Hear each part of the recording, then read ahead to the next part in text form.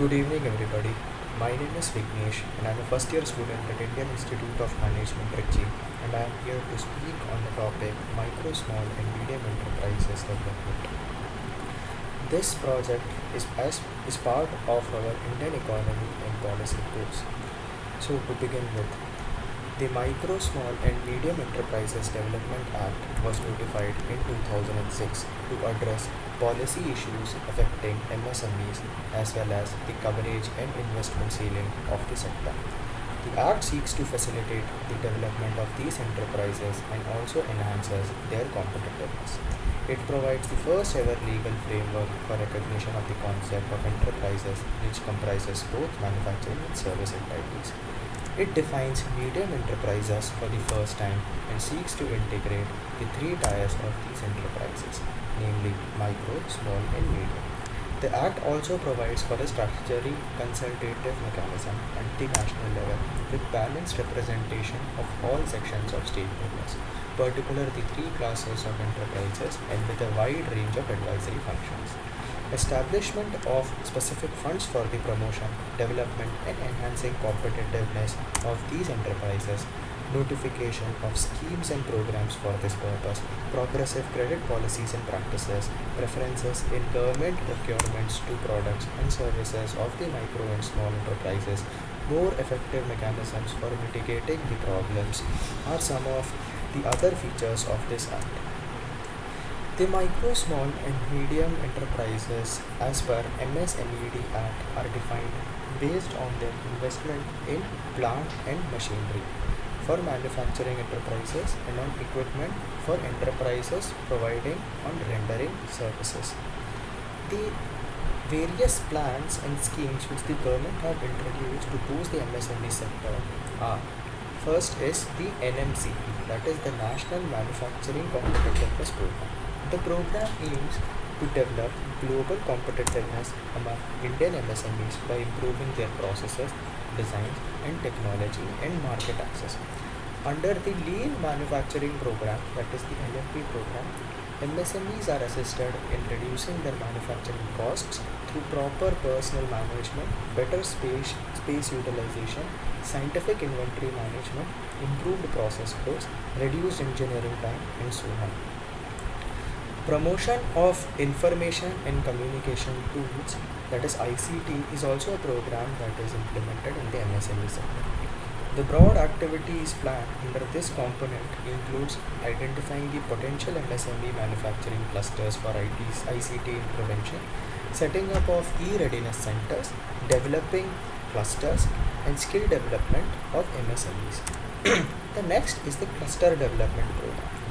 Under the Cluster Development Program, grants up to 80% of project cost with ceilings of rupees 100 million to implementing agencies for technological upgradation and productivity improvement are being provided. And also, the grant is being provided for energy conservation and pollution control. Rupees 1 million assistance for capacity building activities without fixed assets. Also, during the financial year of 2015-16, seven common facilitation centers and 9 infrastructure development programs were implemented under the Cluster Development Program. The next is the credit support schemes to support the MSMEs. The first credit support scheme is the Credit Guarantee Scheme, under which loans up to 100 lakhs are provided to small scale industry units without collateral. These funds are being operated by the Central Grants Trust Fund for the medium and small enterprises, set up jointly by the Government of India and the Small Industries Development Bank of India, with a corpus contribution in the ratio of 4:1. Then there is the Credit Linked Capital Subsidy Scheme. The scheme is meant to improve the quality of products by the technological upgradation. Government supports with 15% subsidy on capital investments. The next is the Performance and Credit Rating Scheme, which helps MSMEs in accessing credits from banks and other financial institutions and orders from foreign buyers. Ratings are being given by getting empaneled with the rating agencies like CRISIL, CARE, etc. Subsidies on the rating fees are being provided to an extent of maximum of 75% of the rating fee or 40,000, whichever is less. This helps them understand strength and weaknesses of their existing operations. The next is the schemes for Khadi and village industry sector. Under this scheme, there are several schemes such as the Prime Minister's Employment Generation Program.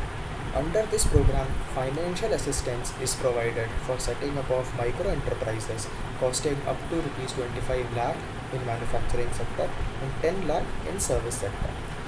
This assistance is provided in the form of subsidy up to 25% of the project cost in rural areas, while it is 15% for urban areas. The next scheme is the scheme of fund for regeneration of traditional industry. Under this scheme, funding for the cluster varies from 1.5 crores to 8 crores in view of the size and scale of the project. Funding pattern under this scheme has provision for soft intervention including skill training, capacity building and design development. The next schemes are under the coir sector.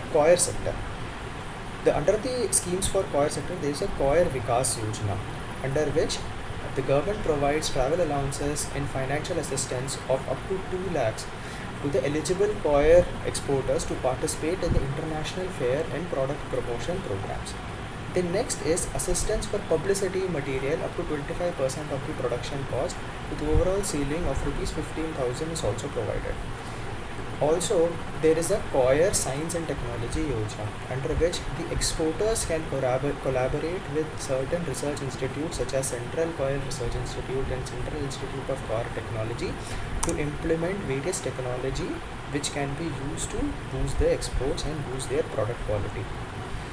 These were the certain schemes and plans which the government has introduced under the MSME sector, and this is how I would conclude this presentation.